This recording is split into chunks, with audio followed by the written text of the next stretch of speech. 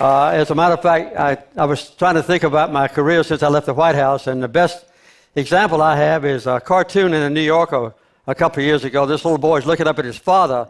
He says, "Daddy, when I grow up, I want to be a former president." Well, I have had a great blessing as former president because I've had an access that very few other people in the world have ever had to get to know so many people around this whole universe. Not only am I familiar with the 50 states in the United States, but also my wife and I have visited more than 145 countries in the world, and the Carter Center has had full-time programs in 80 nations on Earth.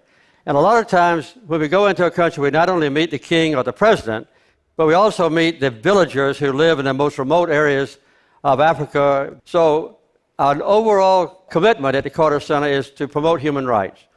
And knowing the world as I do, I can tell you without any equivocation that the number one abuse of human rights on earth is strangely not addressed quite often is the abuse of women and girls. There are a couple of reasons for this that I'll mention to begin with. First of all is a misinterpretation of religious scriptures, holy scriptures. In the Bible, Old Testament, New Testament, Quran, and so forth. And these have been misinterpreted by men who are now in the ascendant positions in the synagogues and the churches and in the mosques. And they interpret these rules to make sure that women are ordinarily relegated to a secondary position with men compared to men in the eyes of God. This is a very serious problem. It's ordinarily not addressed. A number of years ago, in the year 2000, I had been a Baptist, a Southern Baptist, for 70 years. I still teach Sunday school every Sunday. I'll be teaching this Sunday as well. But the Southern Baptist Convention in the year 2000 decided that women should play a secondary position, a subservient position to men. So they issued edicts, in effect, that prevents women from being priests, pastors, deacons in the church, or chaplains in the military. And if a woman teaches a classroom in a Southern Baptist seminary, they cannot teach if a boy is in the room. Because you can find verses in the Bible, over 30,000 verses in the Bible that say that a woman shouldn't teach a man and so forth. But the basic thing is that the scriptures are misinterpreted to keep men in an ascendant position. That is an all-pervasive problem because men can exert that power, and if an abusive husband or an employer, for instance, wants to cheat women, they can say, well, if women are not equal in the eyes of God, why should I treat them as equals myself? Why should I pay them equal pay for doing the same kind of work? The other very serious blight that causes this problem is the excessive resort to violence, and that is increasing tremendously around the world. In the United States of America, for instance, we have had an enormous increase in the abuse of poor people, mostly black people and minorities, by putting them in prison. When I was in office as governor of Georgia, 1 out of every 1,000 Americans were in prison. Nowadays, 7.3 people per 1,000 are in prison. That's a 7-fold increase. And since I left the White House, there's been an 800% increase in the number of women who are black who are in prison. We also have the only country on earth that still has the death penalty that is a developed country. And we rank right alongside the countries that are most abusive in all elements of human rights in encouraging the death penalty. We're in California now, and I figured out the other day that California has spent $4 billion in convicting 13 people for the death penalty. If you add that up, that's $307 million it costs California to send a person to be executed.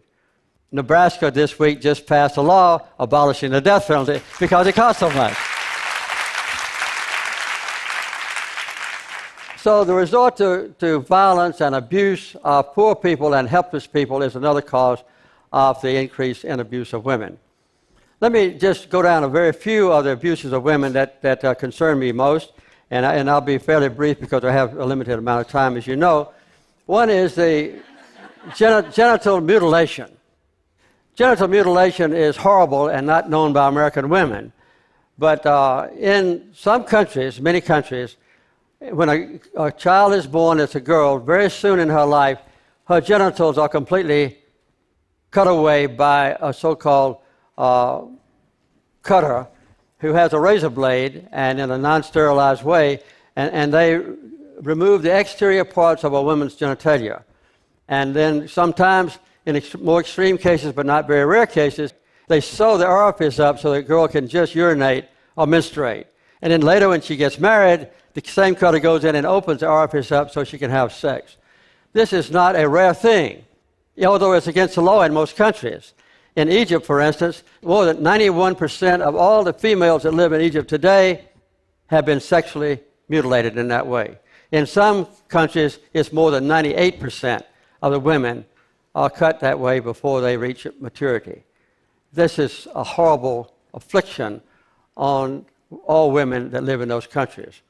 Another very serious thing is honor killings, where a family with misinterpretation, again, of the Holy Scriptures, there's nothing in the Quran that mandates this, will execute a girl in their family if she is raped, or if she marries a man that her father does not approve, or sometimes even if she wears inappropriate clothing.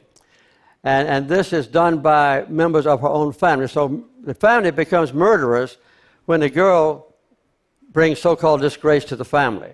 An analysis was done in Egypt not too long ago by the United Nations, and it showed that 75% of these murders of a girl are perpetrated by the father, the uncle, or the son, or the brother.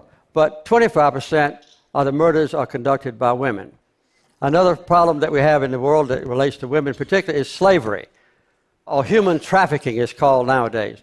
There were about 12.5 million people sold from Africa into slavery in the New World back in the 19th century and the 18th century. There are 30 million people now living in slavery. The United States Department of State now has a mandate from the Congress to give a report every year. And the State Department reports that 800,000 people are sold across international borders every year into slavery, and that 80% of those sold are women into sexual slavery. In the United States right this moment, 60,000 people are living in human bondage or slavery. Atlanta, Georgia, where the Carter Center is located and where I teach at Emory University, they have between 200 and 300 people sold into slavery every month. It's the number one place in the nation because of that. Atlanta has the busiest airport in the world, and they also have a lot of passengers that come from the southern hemisphere. If a brothel owner wants to buy a girl that has brown or black skin, they can do it for $1,000. A white-skinned girl brings several times more than that. And the average brothel owner in Atlanta and in the United States now can earn about $35,000 per slave. The sex trade in Atlanta, Georgia exceeds the total drug trade in Atlanta, Georgia. So this is another very serious problem. And the basic problem is prostitution, because there's not a whorehouse in America that's not known by the local officials, the local policeman or the chief of police or the mayor and so forth. And this leads to one of the worst problems, and that is that women are bought increasingly and put into sexual slavery in all countries in the world. Sweden has got a good approach to it. About 15 or 20 years ago, Sweden decided to change the law, and women are no longer prosecuted if they are in sexual slavery. But the brothel owners and the pimps and the male customers are prosecuted. And prostitution has gone down. In the United States, we take just the opposite position. For every male arrested for illegal sex trade, 25 women are arrested in the United States of America. Canada, Ireland, I've already said Sweden, France, and other countries are moving now toward this so-called Swedish model. That's another thing that can be done. We have two great institutions in this country that all of us admire, our military and our great university system. In the military, they're now analyzing how many sexual assaults take place. The last report I got, there were 26,000 sexual assaults that took place in the military. 26,000.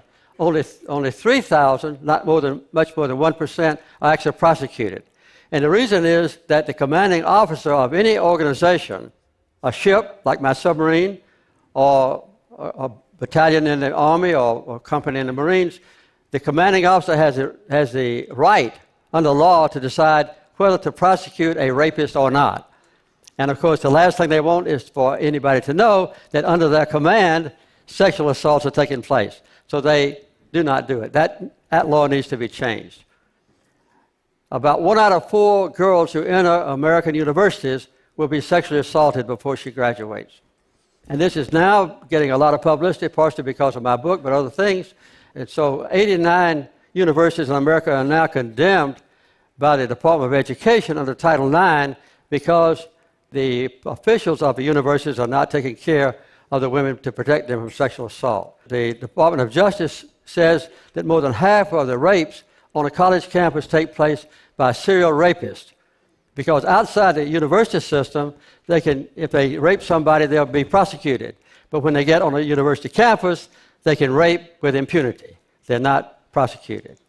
Those are the kind of things that go on in our society. Another thing that's very serious about the abuse of women and girls is their lack of equal pay for equal work, as you know. And this is sometimes misinterpreted, but for full-time employment, a woman in the United States now gets 23% less than a man. When I became president, the difference was 39%. So we made some progress, but partially because I was president and so forth.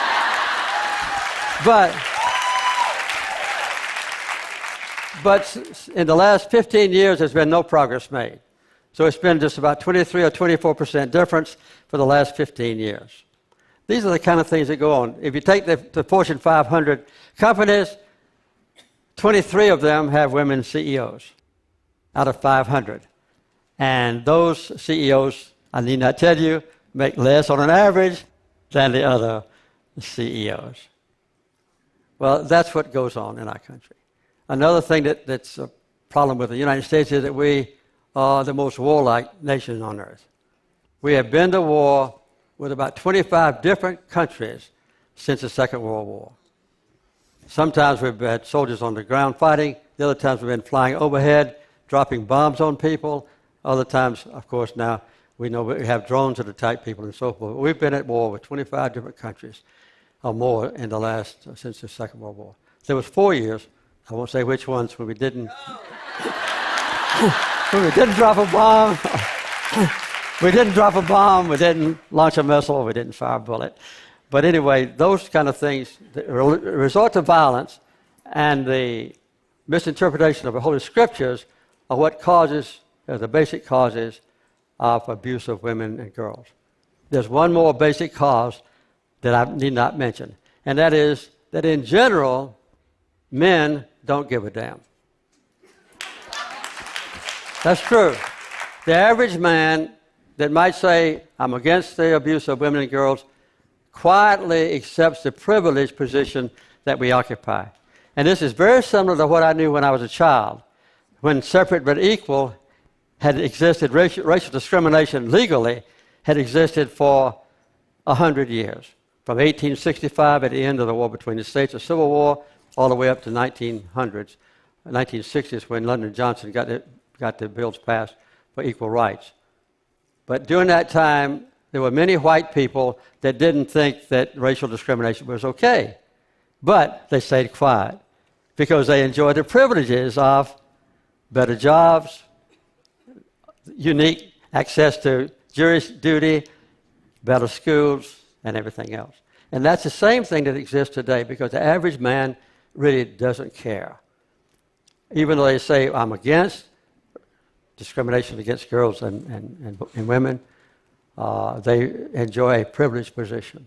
And it's very difficult to get the majority of men who control the university system, the majority of men that control the military system, the majority of men that control the governments of the world, and the majority of men that controls the great religions. So what is the basic thing that we need to do today?